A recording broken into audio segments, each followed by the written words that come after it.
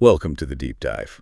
We're here to really get into the weeds on big ideas, giving you the tools to think more clearly. That's the goal. And today, we're tackling a giant. Sir Karl Popper, most people know him, of course, for his work on the natural sciences. Absolutely. I mean, his influence there is just undeniable. That whole idea of severe testing, critical scrutiny, and especially empirical falsifiability. You know, the idea that a scientific theory has to be potentially proven wrong by evidence. That really became the gold standard, didn't it? The demarcation line between science and, well, non-science. Well, it absolutely did. It shaped how we think about physics, biology, you name it. That commitment to always testing, always trying to break your own theories. That's fundamental. But, and this is what we want to dig into today, Popper didn't stop there.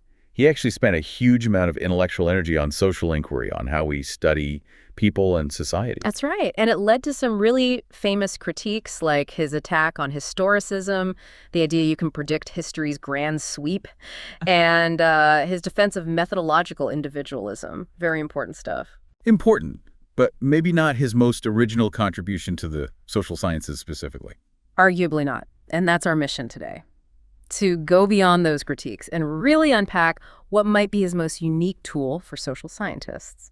Situational analysis, or SA. Situational analysis, okay. Yeah, it's this philosophical toolkit, really, designed specifically for looking at human action in a way that's, well, objective, rigorous, and crucially tied to the reality of social structures.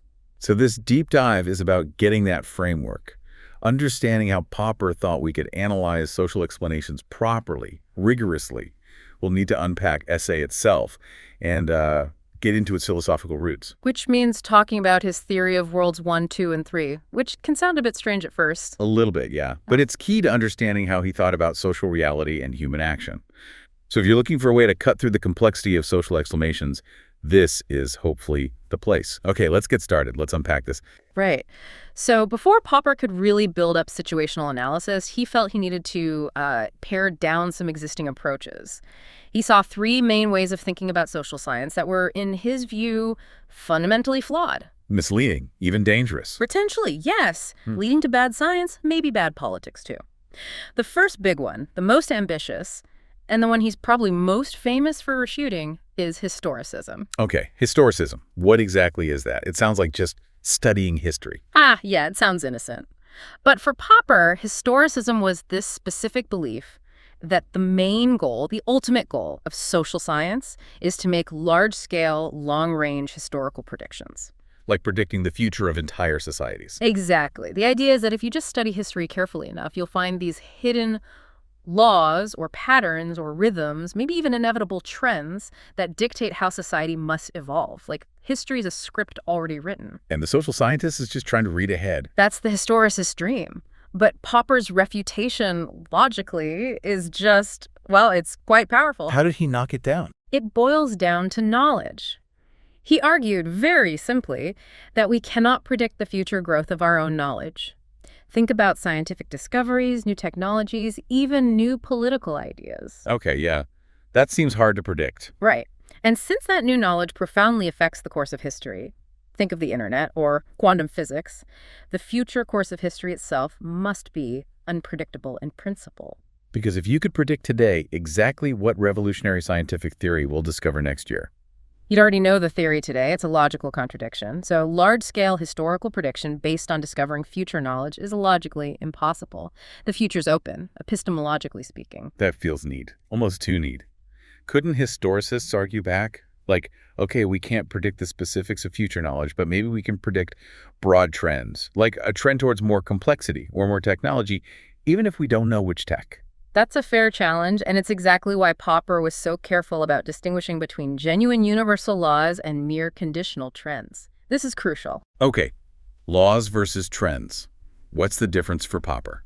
A universal law, like Newton's law of gravity, has to hold true everywhere, always. No exceptions allowed. It's truly universal. Makes sense. But a trend is just an observation about a pattern over a certain period, and it's always conditional on the underlying circumstances remaining the same. Can you give an example? Sure. Think about Marx's idea of the tendency for capital to accumulate. In industrial societies, maybe we observe that trend. But it depends on a whole lot of conditions, right? Like what? like population growth continuing, a certain level of political stability, specific laws about property, ongoing technological progress, stuff like that. If any of those background conditions change dramatically, say a huge war destroys everything, or the population collapses, or the government changes property laws fundamentally. And the trend just stops or reverses. Exactly. It vanishes. It was never an inevitable law of history. It was just a pattern observed under specific temporary conditions. Historicists make the mistake of taking these conditional trends and elevating them, wrongly, to the status of absolute, unconditional laws. They confuse a recent pattern with an eternal prophecy, and they don't properly test if the conditions might change. Precisely. They fail that critical test, that falsifiability test. Okay, so that's historicism dealt with. The second flawed approach Popper targeted was what he called the psychological trap, or psychologism. Psychologism. Okay, reducing things to psychology. That's the core idea. It's the belief that ultimately all social phenomena, institutions, economic behavior, political movements can be fully explained by and reduced to the psychological laws of human nature. So if we just understand individual desires, fears, instincts, we can just add those up and explain society, like John Stuart Mill suggested. That was the kind of thinking Popper was arguing against. The idea that if you know people are, say, inherently self-interested, you can derive all of economics from that single psychological fact. And Popper disagreed. Strongly. He argued for the autonomy of sociology. Social stuff can't just be boiled down to individual motives. You always need to consider the social situation the person is in, the institutions, the rules, the context. Right, this sounds like it connects back to the trends versus laws thing. The context matters. Hugely. Think about the classic example. Someone wants to buy something, say a new phone. That desire, that's a psychological fact, World II stuff. Okay. But what happens when they act on that desire? Does their purchase make the phone price go up or down? Well, it depends entirely on the social situation, the market. How so? If it's a niche market with very limited supply and lots of wealthy buyers, their purchase might push the price up. But if it's a mass market with fierce competition and economies of scale, their purchase might actually contribute, tiny bit by tiny bit, to the price eventually going down. Exactly. The social outcome, the price change, isn't reducible just to their desire. It depends entirely on the market structure, the supply, the demand, the rules of the game. The social situation is decisive. So you need sociology, not just psychology. You need sociology. Which leads us to the third approach you rejected, methodological collectivism. Collectivism. This sounds like the opposite of psychologism, maybe. Focusing on the group. In a way. It's the idea that these big overarching entities think Hegel's national spirit or Rousseau's general will are somehow the real actors or explanatory forces in society. As if these abstract concepts exist independently and make individuals do things. Yeah, treating individuals as just puppets, acting out the destiny of the nation or the will of the people or whatever collective entity you've imagined. Popper thought this was vague, metaphysical in a bad way, and ethically dubious. Because it downplays the individual. Right. His alternative is methodological individualism. This insists that all social phenomena must ultimately be explained by referring back to the actions, choices, and situations of individual human beings. Okay, but wait. If we have to explain things through individuals, but we rejected psychologism, reducing things only to individual psychology, how does that work? Isn't that a contradiction? This is where it gets subtle and connects back to the social situation. Methodological individualism for Popper does not mean reducing everything to psychology. It means explaining social outcomes based on individuals acting within their situation. And that situation includes complex social institutions. So the individual acts, but the explanation must include the social context, the rules, the institutions they're interacting with. Precisely. Popper allows, even insists, that our explanations use what he calls maximally social facts, sometimes called type 4 facts. Maximally social facts. Okay, that sounds important. What makes a fact maximally social? It's a fact that simply wouldn't exist without a specific social institution being in place. Think about cashing a check. Okay. The physical act of handing over paper is, World I physics. The desire for money is World II psychology. But the act of cashing a check, that only makes sense. It only is that act because we have a banking system, laws about money, property rights, shared trust in the institution. So cashing a check presupposes the whole institutional setup. It's not just physics plus psychology. Exactly. That's a maximally social fact. Voting presupposes a whole democratic system. Making a promise presupposes social norms about obligation. So under methodological individualism, we explain social events by showing how individuals acted, perhaps rationally or adequately, given these institutional rules and social facts. The individual drives the action, but the explanation is embedded in the social structure. Got it. That resolves the tension. It's individualism, but institutionally informed individualism, not psychologism. So having cleared away historicism, psychologism, and collectivism, Popper could now introduce his positive proposal, situational analysis, essay. His unique method for the social sciences. Right. Now, he did believe in the unity of scientific method generally, that problem-solving pattern. Start with a problem, P1, propose a tentative theory, TT, engage in error elimination, EE, leading to a new problem, P2. That critical cycle applies everywhere. Okay, P1 to TT to EE to P2, standard Popper. Standard Popper, but he acknowledged that within that broad framework, essay was kind of special, unique to studying human society. He said it had almost no direct parallel in the natural sciences. Why unique? What's different about analyzing people versus, say, planets? Well, people have aims, beliefs, perceptions. They interpret their situation, planets don't. So essay tries to explain specific social events like why this politician made that decision or why this market crashed by seeing them as examples of typical events. Typical events. Yeah, described by a simplified, abstract model of a typical kind of situation. So essay often involves building these sorts of middle-range models or theories, not grand historicist laws, but models of specific types of social interactions. Like a model of bureaucratic decision-making or a model of consumer choice in a specific market. Exactly. And what needs to go into that model? Crucially, two things. First, a description of the situation as it objectively was, the physical facts, the institutional rules, the resources available. World 1 and objective World 3 stuff. Okay, the reality on the ground. And second, crucially, the situation as the actor perceived it. Their goals, their knowledge, which might be incomplete or wrong, their beliefs about the rules, their expectations, World 2 stuff, but framed by the situation. So the model includes both the objective situation and the subjective understanding of it. The gap between those could be important. Often, that gap is where the interesting part of the explanation lies. Now, think about a model in physics, like a model of the solar system. You have the objects, planets, sun, and you need something to make them move, right? Yeah, you need laws, like Newton's laws of motion and gravity. They animate the model. Exactly. So if we've rejected universal social laws, what animates the social model in situational analysis? What makes the actors in our model do things? This must be where the rationality principle comes in. This is the place. The rationality principle, RP. And yeah, this is probably the most debated, most tricky part of the whole setup. Because it sounds like it's saying people always act rationally. Yeah. And we know that's not true. People do irrational things all the time. Right. It seems empirically false on its face, but Popper does something clever. Or maybe slippery, depending on your view. He insists the RP is not an empirical claim about how people actually are. It's not psychology. It's not saying humans are rational. No, he says it's a methodological postulate, a rule for the scientist, not a description of the subject. Its job is purely structural within the method. Oh. What does that mean practically?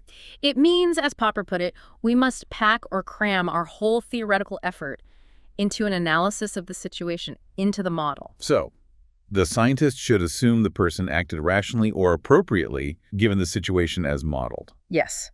And if the action looks irrational from the outside... The scientist's job isn't to say, oh, they were irrational. It's to say, my model of their situation must be wrong or incomplete. Exactly. You have to go back and tweak the model. Did I misunderstand their goals? Did I miss some constraint they faced? Was their information different from what I assumed? You keep refining the model of the situation until the action makes sense, until it looks adequate within that specific reconstructed situation. So the RP forces you to blame your model, not the actor's irrationality. Correct. Now, Popper acknowledges the RP is, in his words, almost vacuous and known to be false in a strict sense. People are sometimes irrational, but he argues it's a useful falsehood. How can a falsehood be useful in science? He sees it as a searchlight. By forcing us to assume adequacy, it pushes us to dig deeper into the complexities of the situation, the objective constraints, the institutional rules, the actors' maybe mistaken beliefs, things we might otherwise overlook if we just jump to, oh, they acted emotionally. Okay, I can see the methodological point. It forces more rigorous situational analysis. But I have to push back here. If the RP is known to be false, and it seems unfalsifiable by design, because you always blame the model, not the principle, Doesn't that violate Popper's own core idea of falsifiability as the demarcation criterion for science? Isn't the RP itself unscientific by his standards? That is the critical tension. It's a fantastic point. And Popper wrestled with this. He'd likely concede it's not empirical in the same way a law of physics is, but he defended it as a kind of necessary methodological starting point, a zero principle. Why necessary? His argument was, what's the alternative? If you abandon the RP, you likely fall back into psychologism. You start explaining actions by saying, oh, he acted out of greed or she acted out of fear. But these psychological explanations are often vague, hard to test, and don't force you to analyze the structural situation. So dropping the RP means replacing a methodologically strict, though maybe false, assumption with potentially sloppy, untested psychological guesses. That was his fear. The RP acts as a discipline for the researcher. It forces you towards analyzing the objective and perceived situation, the institutional factors, rather than taking the easy way out with a vague psychological label. The aim is always to show the action was adequate or appropriate to the situation as perceived, even if that perception was flawed or the situation was bizarre. And this makes essay useful for history. He thought it was the main method for historians.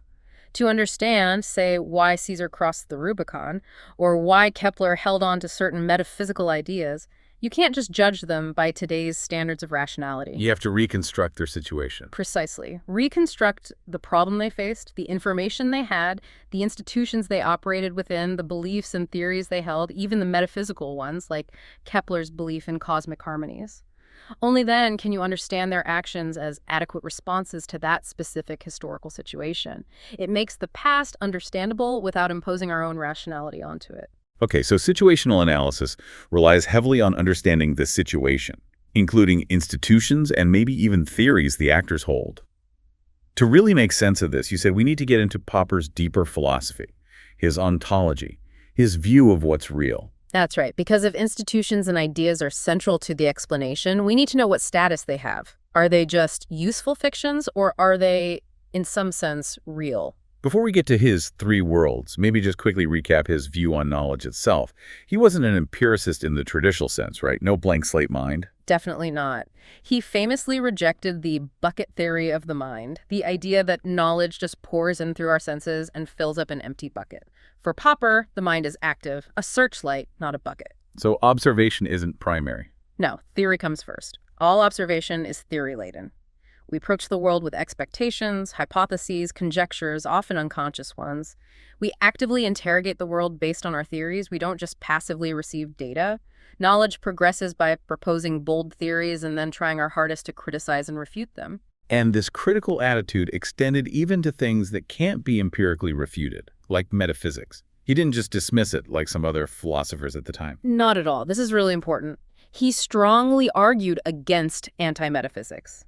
He believed that while metaphysical ideas like, say, determinism versus indeterminism or realism versus idealism aren't falsifiable scientifically, they can be rationally discussed and criticized. Wow. We can assess them for internal consistency, for clarity, for their problem-solving power, for how well they cohere with our scientific knowledge. And crucially, he pointed out that many scientific theories originated from metaphysical speculation. Like atomism. Exactly. Atomism was a metaphysical idea for millennia before it became a testable scientific theory. So metaphysics, for Popper, wasn't meaningless. It was often a vital source of scientific inspiration and could be subject to rational criticism, just not empirical falsification. Okay, so he's open to non-empirical ideas being important and rationally debatable. How does this lead to the three worlds? Where do things like theories, institutions, and problems actually exist for Popper? Right. This is his framework for reality. World one is the straightforward one. It's the physical world.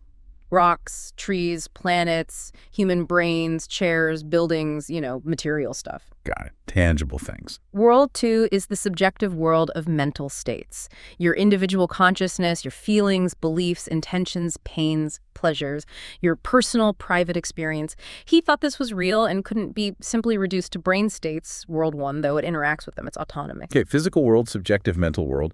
What's world three? This is the key one for essay, right? This is the crucial one. World three is the realm of the objective contents of thought. It's the world of the products of the human mind, but considered independently of any particular mind thinking about them. Products like Scientific theories, mathematical problems, arguments, stories, myths, ethical values, works of art. And very importantly for us, social institutions like laws, languages, market rules. Okay, wait. Objective contents of thought. How can the content of thought be objective and separate from the person thinking it? World 2. That sounds... It is a bit tricky to grasp at first. The key idea is autonomy. Once humans create these things, formulate a theory, invent a number system, establish a rule, these creations take on a life of their own. They have properties and implications that were not intended or even foreseen by their creators. Can you give an example of this autonomy? Mathematics is Popper's favorite example. Humans, presumably, invented the natural numbers. 1, 2, 3. That was an act involving World 2 subjective thought. But once the number system exists as a World 3 object, it contains truths we didn't put there. Exactly. Facts like the existence of prime numbers, or the difference between odd and even numbers, or unsolved problems like Goldbach's conjecture that every even integer greater than 2 is the sum of 2 primes. These are objective properties of the number system itself. We discover these facts and problems within World 3. We don't invent them anew each time. They exist whether anyone is thinking about them or not. So a scientific theory, once written down or shared, exists objectively in World 3. Its logical consequences, its potential contradictions, its compatibility with other theories, these are objective facts about that theory, even if nobody realizes them for centuries. Precisely. And this applies just as much to social institutions. The rules of chess, the English language, the principles of common law. These are complex World 3 structures. But are they real in the same way World 1 rocks are real? They feel abstract. Popper had a criterion for reality. Efficacy. Does it have the power to affect World 1, the physical world? If yes, then it's real. How can an abstract theory or institution affect the physical world? Through us. Through World 2. Think of an engineer building a bridge. She interacts with World 3 objects, theories of physics, mathematical calculations, architectural plans.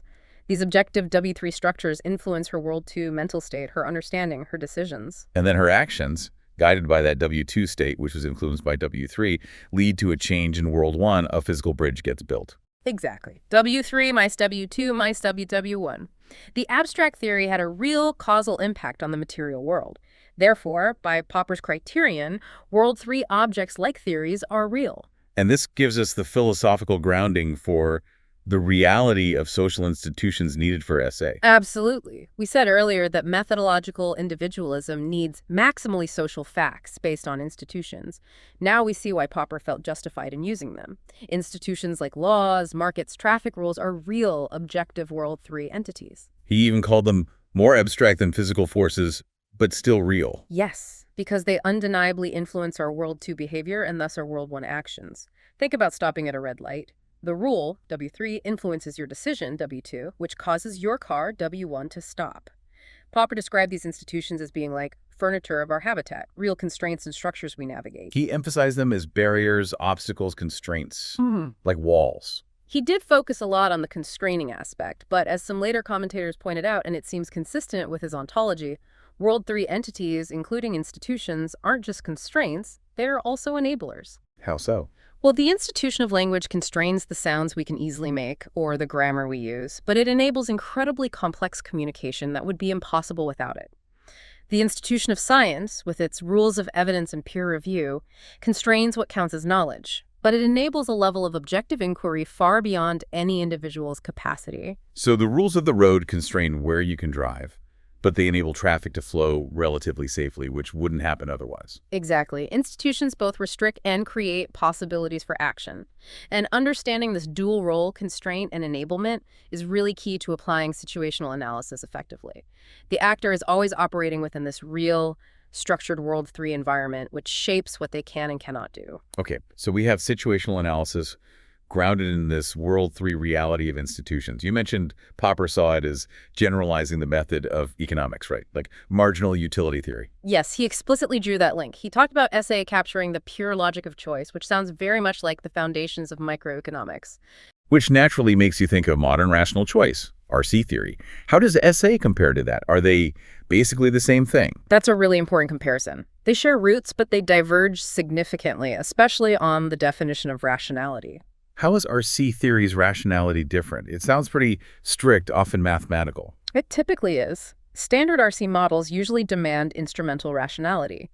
That means the actor chooses the most efficient means to achieve their desired end, maximizing their utility. And to make it mathematically tractable, it often requires preferences to be complete. You can rank all options and transitive if you like A more than B and B more than C. You must like A more than C. Right. Very precise assumptions about rational calculation. Very precise, and often very powerful for modeling certain kinds of behavior, especially in economics. But Popper's rationality principle, the RP in SA, is, well, it's much looser. Looser how? It just requires that the actor acts adequately or appropriately to the situation as they see it. It doesn't necessarily demand optimization or utility maximization or that kind of strict consistency. Adequacy is enough. So good enough for the situation Yeah. rather than perfectly optimal. Kind of, yeah. Or just Yeah. understandable within that context. And this difference allows SA to handle types of behavior that standard RC struggles with or has to explain in slightly awkward ways. Like what kind of behavior? Think about actions guided by norms, duties, or traditions. Someone acting out of a sense of obligation or following a social custom, even if it's not obviously optimizing their personal utility in a narrow sense. How would SA handle that versus RC? SA can simply include the norm or the tradition as part of the actor's perceived situation, a W3 element. Their action is then deemed adequate or rational relative to that norm-infused situation. Maybe they follow the custom because that's what one does here. That's adequate. Standard RC, especially versions emphasizing self-interest, might struggle. To maintain the maximization model, it might have to say, well, they followed the norm because they get utility from social approval, or they avoid the disutility of disapproval, or even redefine altruism as maximizing a warm glow feeling. Which starts to sound a bit circular, tautological. Yeah. If whatever someone does is defined as maximizing some kind of hidden utility. That's the danger. The explanation can become unfalsifiable and empty. If utility just means whatever people choose, then saying people maximize utility doesn't explain much. SA avoids that trap by focusing on the adequacy of the action relative to the objective and perceived situation, including its real W3 institutional and normative components, without necessarily reducing everything to maximizing some internal psychic state. Can we see this difference play out in something like, say, explaining why people vote? Individual votes rarely make a difference, so strict RC sometimes struggles to explain it as rational self-interest. That's a classic example, SA might say. Voting is an action performed within a specific institutional context, democracy, W3, with certain associated norms, civic duty, W3. Acting adequately within that situation includes performing the act of voting regardless of its instrumental impact on the outcome. The rationality is situational, not purely instrumental calculation. It's about playing the game according to the rules and norms, not just calculating individual payoffs. Right. It shifts the focus. If turnout is low, SA might look first for problems in the situation. Are the rules confusing? Is access difficult? Are the norms of civic duty weakening rather than assuming voters are just bad calculators? It pushes towards institutional analysis. Okay, that clarifies the SA versus RC distinction. Now, another context, Marx. Popper famously criticized Marx's historicist predictions very strongly. Yet you mentioned Popper felt indebted to Marx as a social scientist. How does that work? It's a crucial distinction Popper made between Marx the prophet and Marx the sociologist. He absolutely rejected Marx's historicism, his claims about the inevitable stages of history, and the communist future that was the failed prophecy. But he admired something else. He deeply admired Marx's institutional analysis of 19th century capitalism. He saw Marx as one of the first to really grasp what Popper considered the main task of the theoretical social sciences. Which is? To uncover and explain the unintended social repercussions of intentional human actions. This is key. We all act with certain goals, but when our actions interact within a complex social system, the results are often things nobody planned or wanted. Like Adam Smith's invisible hand, but maybe leading to bad outcomes too. Exactly. And Popper saw Marx's analysis of things like the business cycle, the booms and busts, the periodic unemployment crises under capitalism as a brilliant example of this. How so? How did Marx use a kind of proto-essay there? Well, Marx didn't just blame greedy individuals. He tried to show how capitalists, acting rationally according to the logic of their situation, seeking profit, competing with others within the rules of the capitalist system, collectively produced outcomes like overproduction and crises that ultimately harmed even their own interests. Workers, acting rationally to survive, also contributed to the system's dynamics. So the analysis traced how individually rational actions within a specific institutional setup, W3 capitalism, led to unintended, often undesirable collective consequences. Precisely. That analysis of the logic of the situation under capitalism, Popper thought, was pioneering social science. Marx's error, for Popper, was then taking that analysis and combining it with wishful thinking to make grand, unconditional predictions about the future, falling back into historicism. So the institutional analysis was good essay, the prediction was bad historicism. That's Popper's take. The analysis laid bare the situational logic. The prediction ignored the conditionality, the possibility of institutional change, the role of new knowledge. Which reinforces why essay is important. It works because we recognize there aren't really universal predictive laws in society. Things are too complex, reflexive, changing. Essay aims for explanation, for understanding the logic of singular events or types of events by analyzing the situation, not for deductive prediction like in physics. Okay, we've built up situational analysis as this powerful tool grounded in Popper's philosophy. But, as rigorous as it is, even Popper implicitly, and later critics more explicitly, recognized it has limits. His initial strong claim that it should be the sole method for social science. Well, that doesn't quite hold up. What are the main limitations then? Where does essay fall short? The first big one is its range. Essay is really good at explaining actions performed by individuals within a given situation, assuming certain goals and beliefs. But it's not well suited to explain where those fundamental goals, beliefs, desires, and norms come from in the first place. Like, why does someone want power? Or how does a child learn the norms of their society? Essay doesn't really address that. Not directly. Things like socialization, genetic predispositions, subconscious motivations, the evolutionary roots of certain behaviors. These seem to fall outside the scope of analyzing an actor's adequate response to a perceived situation. They seem to belong more to psychology, biology, maybe even anthropology. So there needs to be a kind of division of labor. Psychology explains the origins of our preferences and basic beliefs. World 2 formation, influenced by W1, and then essay explains how we act on those preferences and beliefs when faced with a specific social structure, W3 interaction. That seems like a necessary and sensible division, yes. Essay explains the logic of action given the inputs. Other disciplines help explain the inputs themselves. The second, and perhaps more philosophically tricky, limit concerns genuine irrationality. Right, we touched on this with the RP being a methodological postulate. Popper insisted we should never abandon it, right? Always blame the model of the situation. That was his official, strict methodological stance. If an action looks irrational, it just means our understanding of the actor's perception of the situation is flawed. We just haven't found the right model where the action appears adequate. But that feels unsatisfying sometimes. Don't people just sometimes act clearly against their own goals or beliefs due to emotion or panic or weakness of will? Does the RP force us into contortions to avoid saying that? This is where the tension becomes really apparent, especially when you look at Popper's own examples. The classic one he uses is the flustered motorist. The driver stuck in traffic. Yeah. The motorist gets agitated, makes panicked, poor decisions, maybe misjudges things, and ends up crashing or making the situation worse. Now, the strict RP approach would just say, their perception of the situation became inadequate due to the stress. Which, okay, is probably true, but it doesn't feel like a full explanation of the panic itself, the breakdown of judgment. Exactly. And here's the revealing part. When Popper himself tried to elaborate on why the motorist's judgment failed under stress, he actually stepped outside the bounds of pure essay. How did he explain it? He invoked what he explicitly called a psychological mechanism rooted in evolution. He suggested that agitation or rage might have been evolutionarily selected for because it provided a survival advantage in simpler ancestral environments, like in a fight-or-flight scenario. Okay. But he argued that same evolved psychological mechanism, when activated in the complex artificial W3 environment of modern traffic, becomes maladaptive. It clouds judgment and leads to irrational behavior relative to the goal of navigating traffic safely. So wait. To explain the failure of the supposedly purely situational RP model, Popper himself had to bring in psychology, a W2 state of panic, derived from biology and evolution, W1 processes. That's the paradox. The staunch defender of keeping psychology out of essay in principle uses psychology and evolution to explain a case where the RP seems to fail.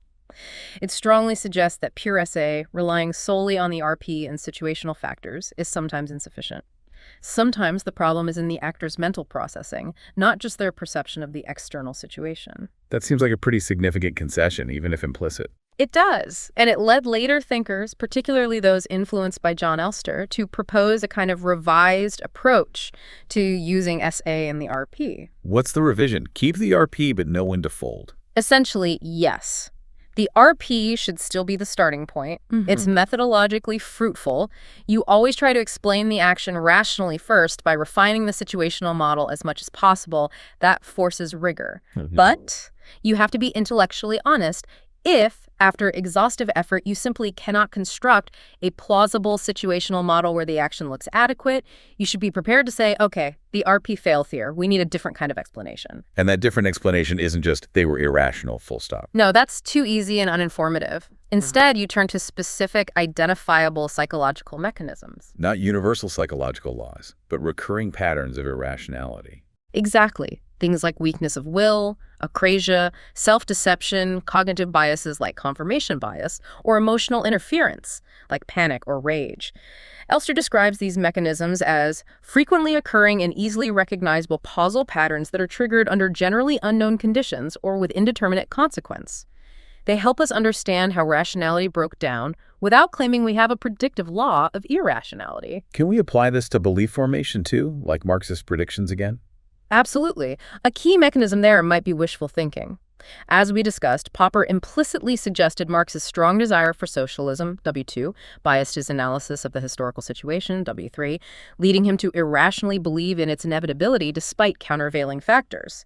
Desire trumped evidence. That's a recognizable psychological mechanism interfering with rational belief formation. Or you mentioned something called everyday Calvinism. How does that work as a mechanism? That's a fascinating one, related to magical thinking.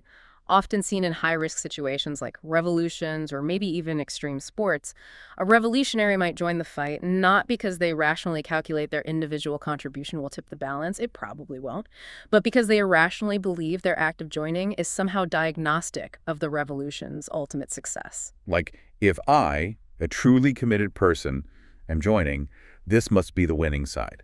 Sort of, yeah. Or, only successful movements attract people like me, therefore my joining proves it will succeed. The action is taken not because it causes the desired outcome, but because the actor magically thinks it signals or confirms the desired outcome is already fated. It's a common pattern of irrational reasoning, a specific mechanism. Okay, so this revised approach seems more realistic. Start with SA and the RP as your primary tool. Push it as far as it can go to understand the logic of the situation. But if it breaks down, identify specific, known psychological mechanisms to explain the irrationality, rather than just giving up or sticking rigidly to a false RP. Exactly. It preserves the strengths of SA, its focus on institutions, its methodological rigor, its ability to build objective models while acknowledging human psychological complexity. It allows SA to be a powerful core tool for social science without needing to be the only tool. Hashtag tag outro. This has been quite the journey. We've really dug into Popper's social thought, moving beyond just falsification. We have. We've unpacked situational analysis as this distinct method anti-historicist, focused on institutions, methodologically individualist, but not psychologist, and grounded in that whole worlds 1, 2, and 3 framework. With the rationality principle acting as that methodological driver, forcing us to scrutinize the situation. Right. Even with its complexities and the need for refinement when facing real irrationality. So for you, the listener, what's the big takeaway here? Why grapple with SA in World 3? I think the real value isn't about getting perfect predictions out of social science. Popper himself was skeptical about that, as we saw with historicism. The power of SA lies in its ability to generate, as he might say, an intellectually satisfying kind of explanation. By giving us a framework to look back, retrospectively, and untangle the incredibly complex web of human actions and interactions, to see how specific events, even surprising or unintended ones, emerged from individuals acting, well, adequately, or at least understandably, within the constraints and possibilities created by their very real social and institutional situations. It helps us make sense of the logic, even when the outcome wasn't planned. It provides explanatory depth, even without predictive certainty. Precisely. It maximizes our understanding in hindsight, which is crucial for learning from the past. Okay, that makes sense. And it leaves us, as always, with a final thought to chew on, building on that tension between the RP and psychological mechanisms. Right. If we as social scientists adopt this revised approach, always start by assuming rationality or adequacy relative to the situation.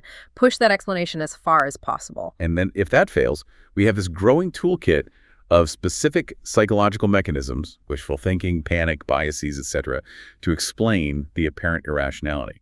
Then does any human action truly remain fundamentally unexplainable? Or have we just found the most useful place to stop digging the point where we can label an action either situationally adequate or understandably irrational based on a known mechanism? Is that the limit of our ability to explain human choice? Is the line between rational and understandably irrational just the boundary of satisfying explanation itself?